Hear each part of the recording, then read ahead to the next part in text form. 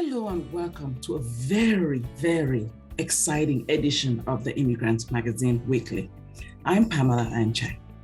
There are some names in Black history that when mentioned conjure a feeling of respect and reverence. They go on to further remind us of sacrifice and excellence. Names like Nelson Mandela, Martin Luther King, Malcolm X, Marcus Garvey, to name a few. What would you want to ask any of these names, any of these men, if you had the opportunity? They are all of blessed memory. Today, I am fortunate and honored to have one of them be represented through their son. Dr. Julius Garvey is the only or the last living son of the Black revolutionary leader, Marcus Mosiah Garvey.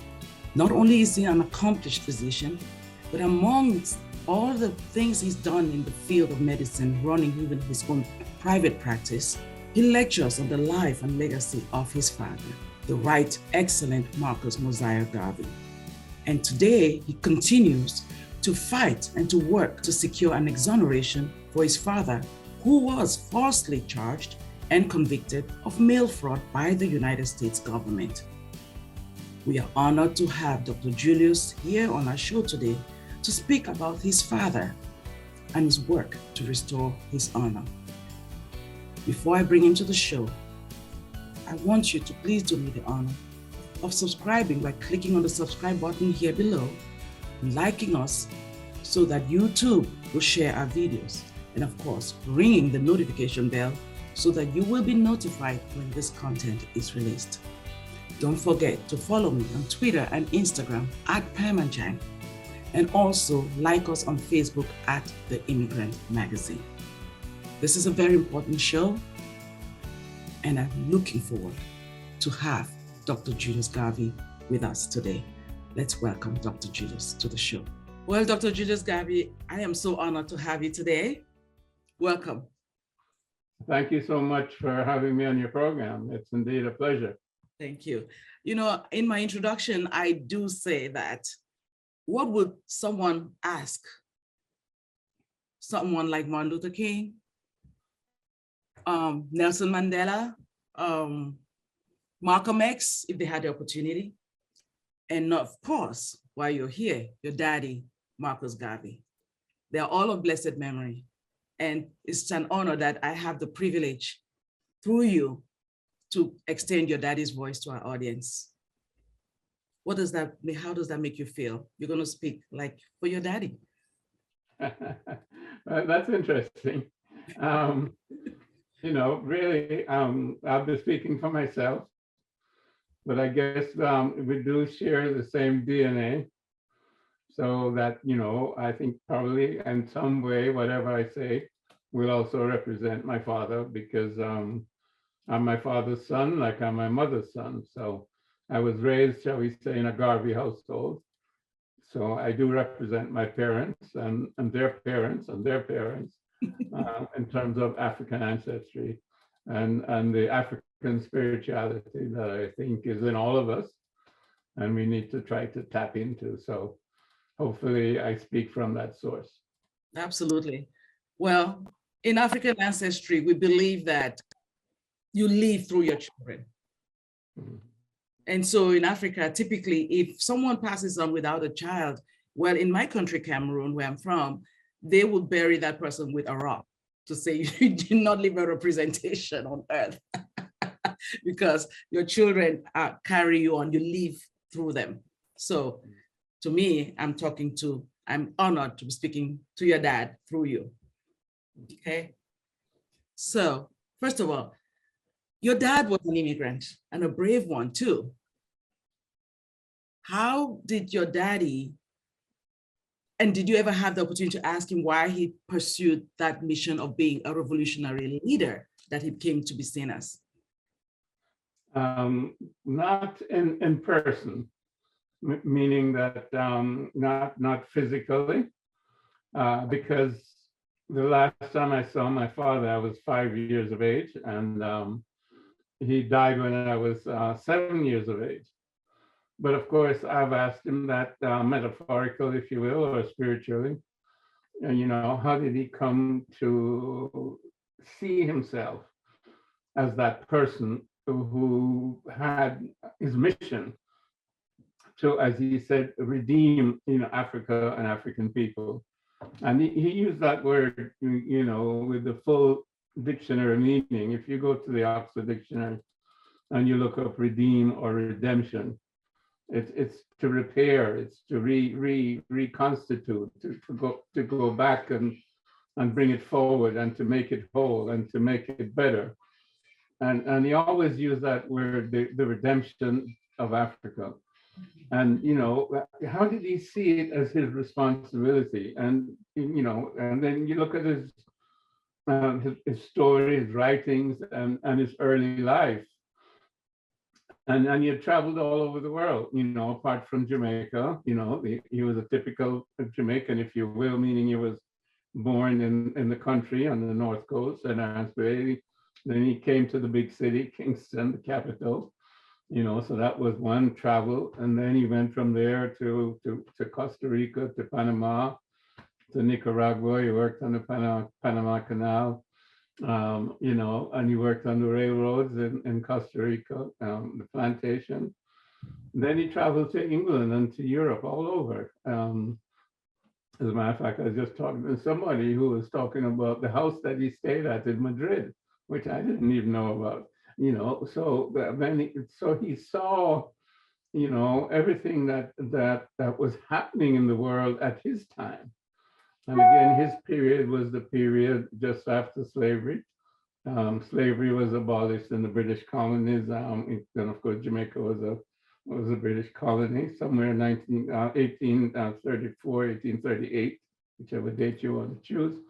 And then, of course, there was the Berlin Conference, 1884, 1885. So he was born in 1887. So right in the middle of colonialism.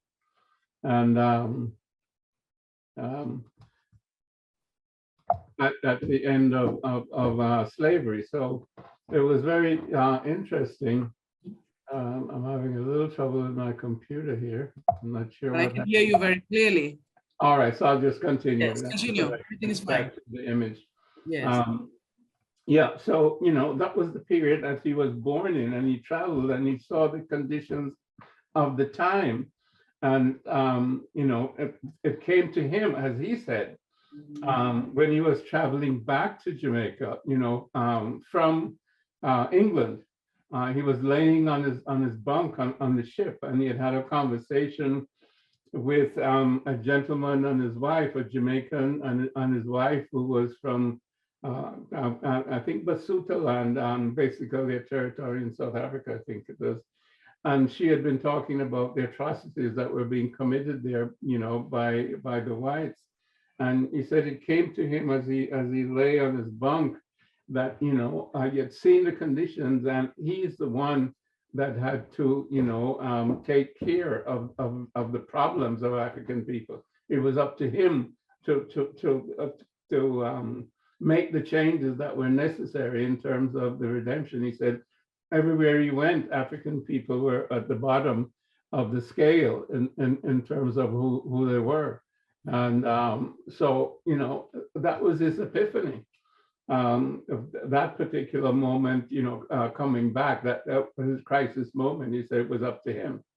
And then when he got back to Jamaica, he formed the Universal Negro Improvement Association and African Communities League. So that's, pretty much his answer, that it was between him and his God, so to speak. That came to him, that was his purpose in life.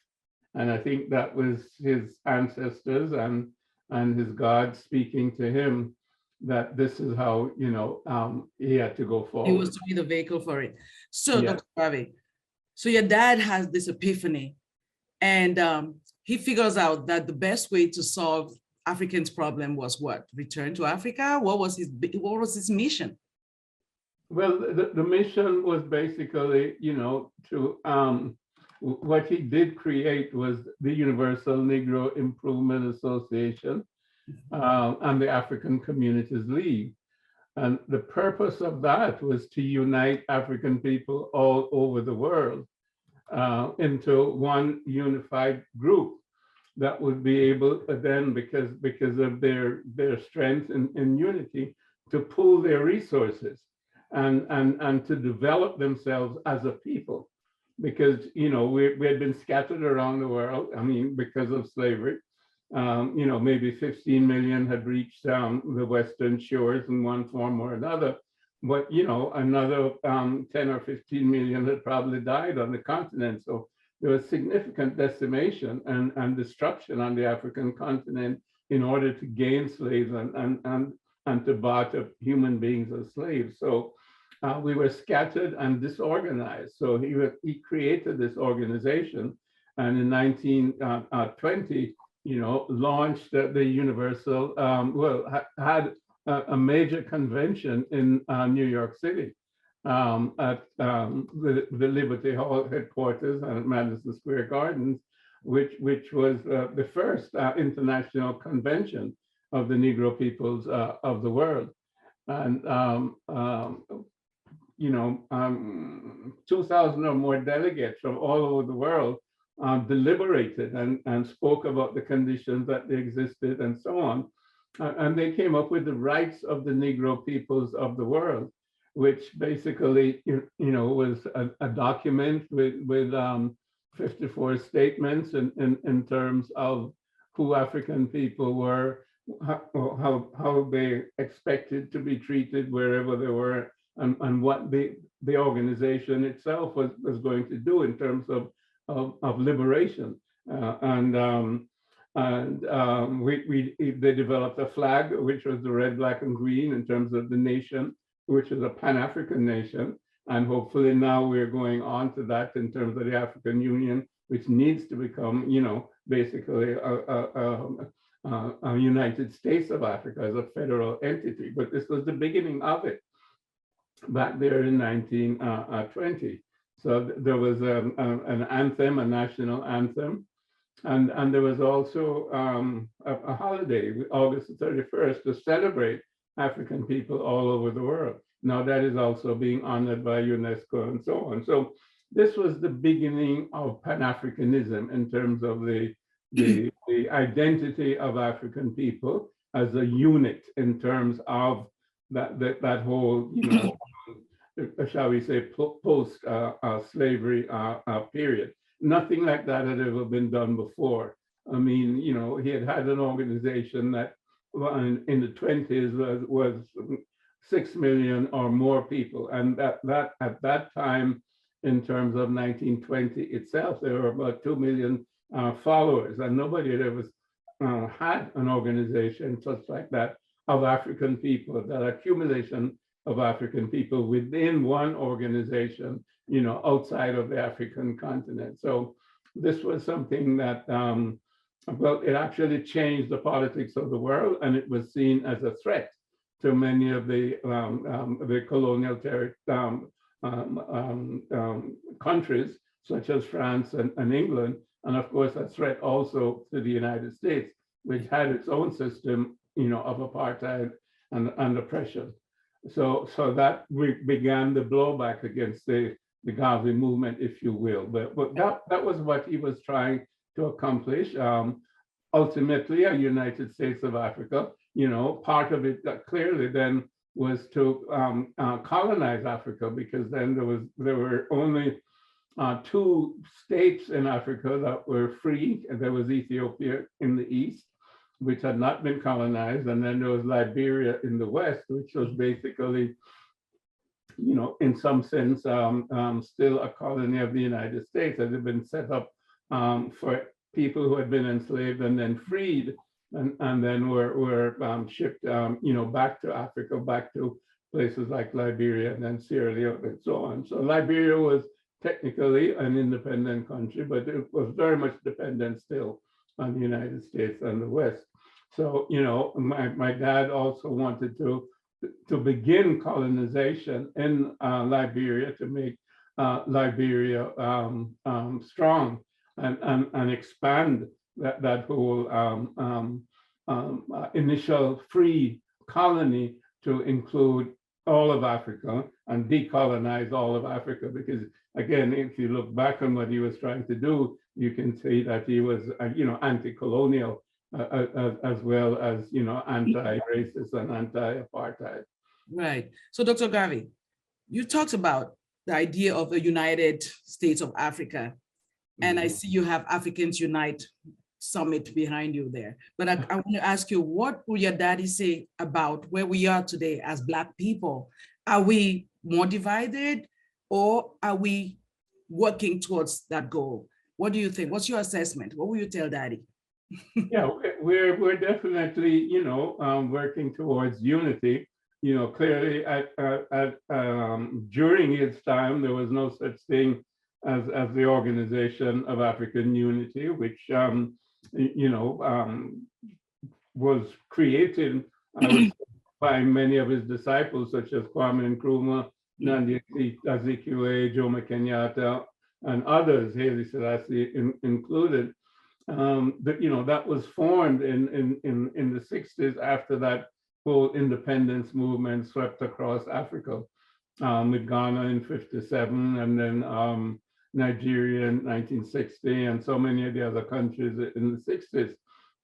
So the Organization of African Unity was formed, but that was more of a collection of states, shall we say, and then it morphed into the African Union, which had greater authority in terms of being more, shall I say, having greater ability to determine what was going on in individual states. In other words, some of the nationalism was given up to the Union itself. And, then you had the regionalization, like ECOWAS in terms of West Africa, and the Southern, SADC in terms of Southern Africa and so on, but all of them sort of coming together in terms of this African Union. So that has been progress, and you can see now that, they're not just talking about, but they've begun to implement, shall we say, the customs union of all Africa, so to speak, so that you won't have trade barriers within Africa. That's going to take a while to break down. You can see them coming up with an African language, in all probability Swahili, to try to unite Africa with one language. And just recently, Prime Minister Abiy Ahmed was talking about a unified media. So there are significant movements towards basically a federal type of government. It's developing. I mean, there's a bank, etc. And, there are a lot of economic movements in that direction, Pan-African economic movements, and so on. So NAPAD, and you can multiply that. In terms of West Africa, there's been an attempt to have a unified currency. So these are things that, take a lot of work because of the fact that we were divided up, after the Berlin Conference, and we have 54 countries, sometimes I say 55, but 54 independent countries with national heads and so on and so forth. So it's difficult to bring everybody to the table to give up some of their, nationality and to come up with, quotes, an African identity, and not just in terms of spirit, but in terms of practice, like we just mentioned, in terms of trade barriers and common currency and common movement and so on, so that you have, one visa, you can travel up and down Africa, and you don't have to have different visas for different countries, et cetera, et cetera. So it's a work in progress. Yeah, I love your optimism because, like you said, the Berlin Conference was the one single destroyer of Africa as a unit. But when I look at your daddy's legacy and his mission and his vision, sometimes it was a little, maybe not well received, even by some of his contemporaries at the time. However, someone like Martin Luther King did characterize your daddy as a single most important person that had given Black people a sense of dignity and, self-love. Why do you think some others did not maybe see that vision, and would it have made a difference? Well, I think that you use the right word. It's a matter of vision. And I think somewhere, I don't read the Bible much anymore. I was forced to do it a little bit as a child, but I think it's Isaiah that says that that the people perish because of a lack of vision. If your leadership has no vision, then of course the people are going to perish. And there are a number of people that claim to be leaders or claim to speak for other people, and they really have no vision. They've just been programmed by the existing set of circumstances.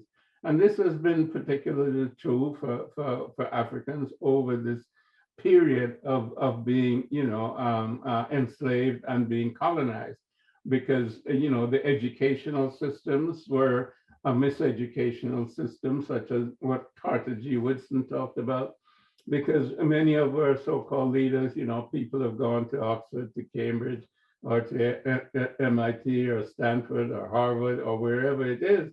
But what they've learned is the Eurocentric knowledge, which validates what Europe has done over the last 500 years, which is expand itself across the globe, basically murdering indigenous people, committing genocide, stealing whole continents, raping people and raping their not only just the women, but their resources. And this has been, dressed up as if to say it's civilization and it's progress. Well, it's neither civilization nor progress.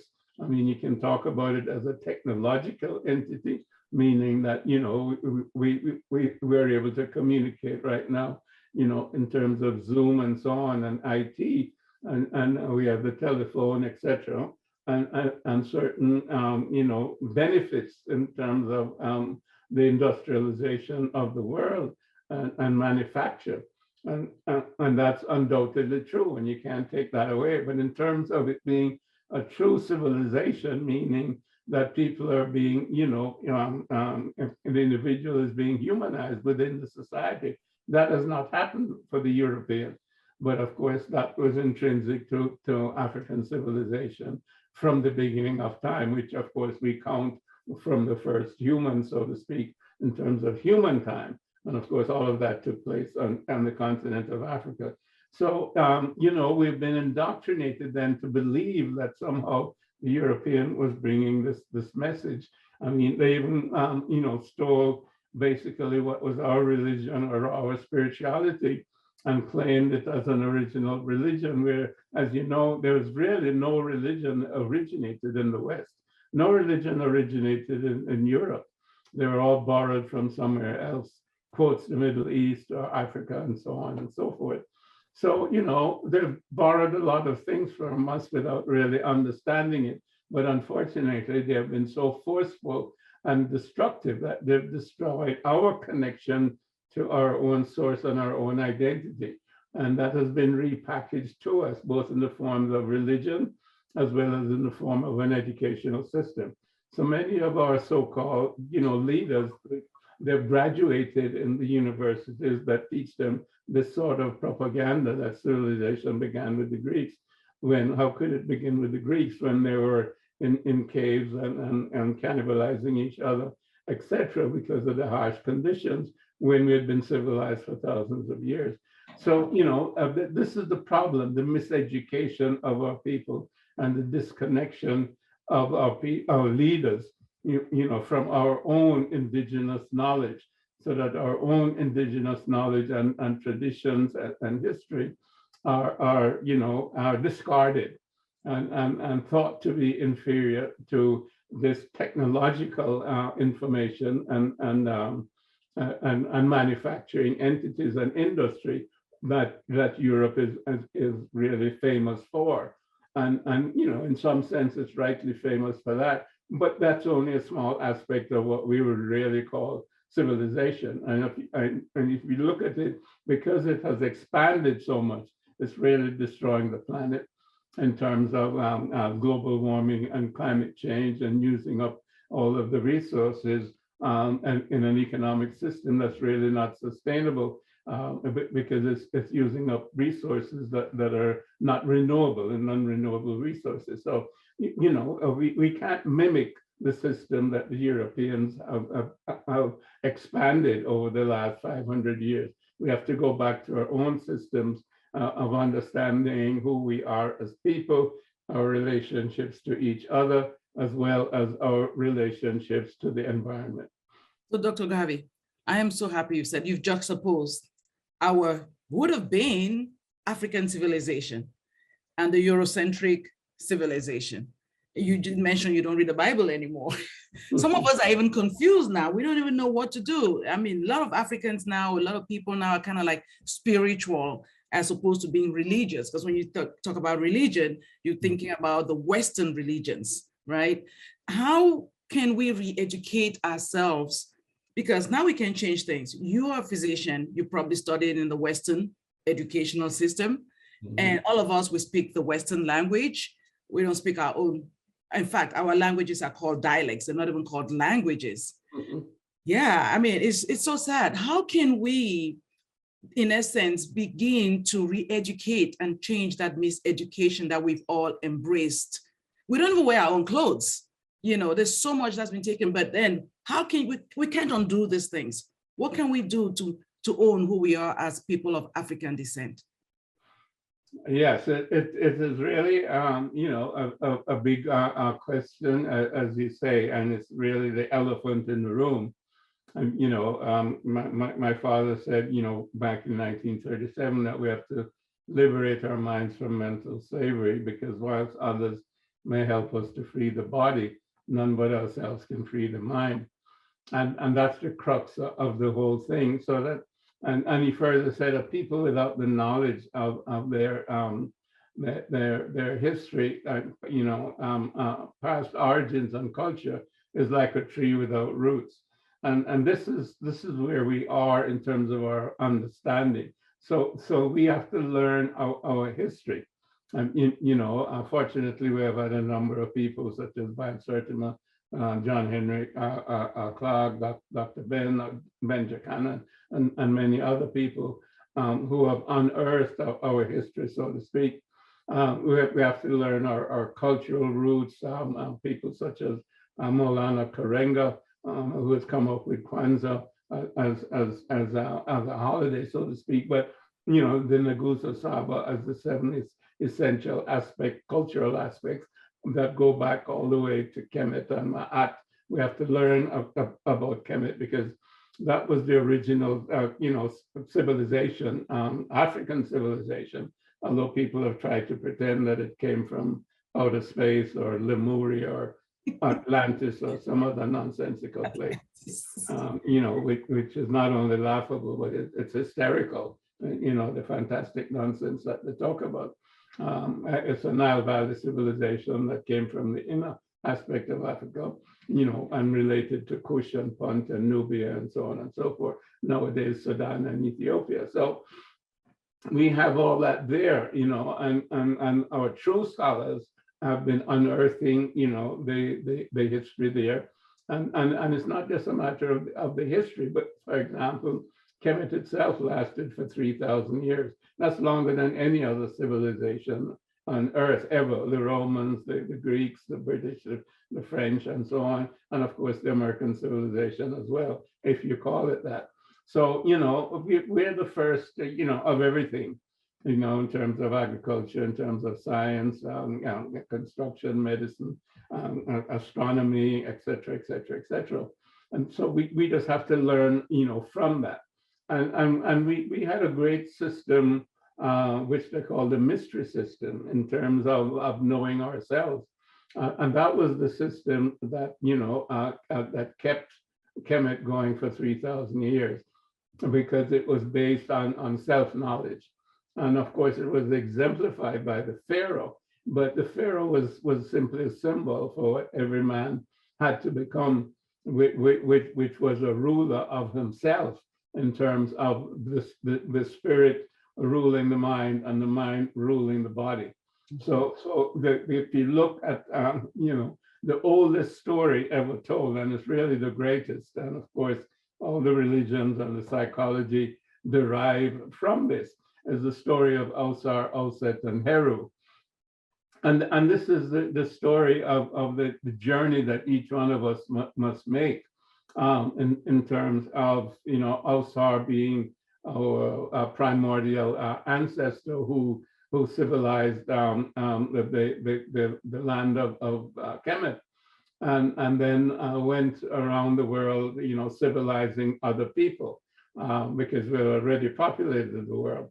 And then while he was away, his younger brother, Seth, he had left his wife, Auset, in charge, and she was running things, but the younger brother, Seth, wanted to take over. Now, Seth represents Satan, so, that's where Seth comes from. Satan is Seth. And so that's the younger brother. So when Ausar came back, the younger brother schemed to kill him. And he did that. He made a casket for him. He put him in it and then threw him into the Nile and then took over. And that's the ego, Satan is the ego. So you can look at it either from the religious perspective or the psychological perspective. Now, later on, Auset and then her sister Nephthys. It's a long story. I'm not going to go into it. The whole day. I get you, Dr. Garvey. Let's talk about, your dad's mission was really for people of African descent to love themselves and do well for each other and for the continent. And however, he was persecuted for that, persecuted even. So today you are working on his exoneration.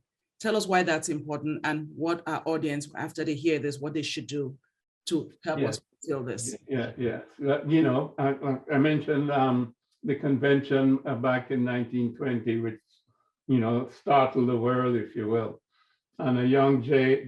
Edgar Hoover, who was in the Justice Department of the United States of America, targeted, my dad. There was an internal memo.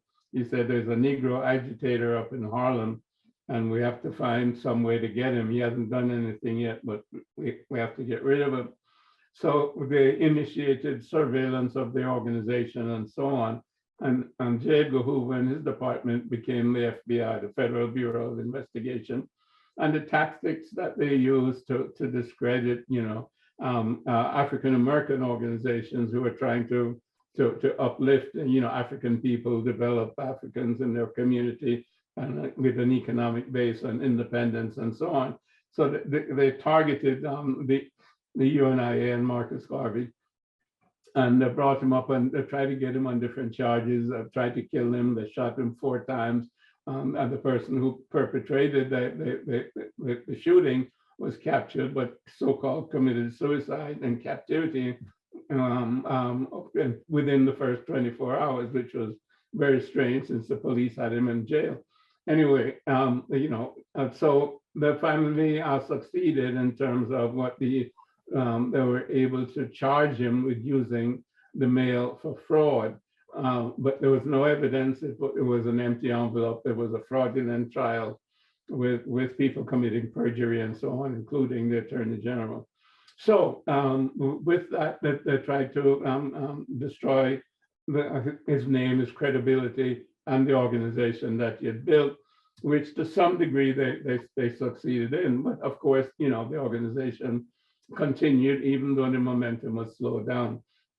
So, all over the world, he's considered as a hero. He's the first national hero of Jamaica. He's a hero of the Organization of American States, which is a group of American states, 33 American states, of which the United States and Canada are members, but he's a hero there along with Simon Bolivar and others. So, he's considered a hero all over the world. There's statues all over and streets named after him and so on, except in the United States of America, where he's still considered a criminal.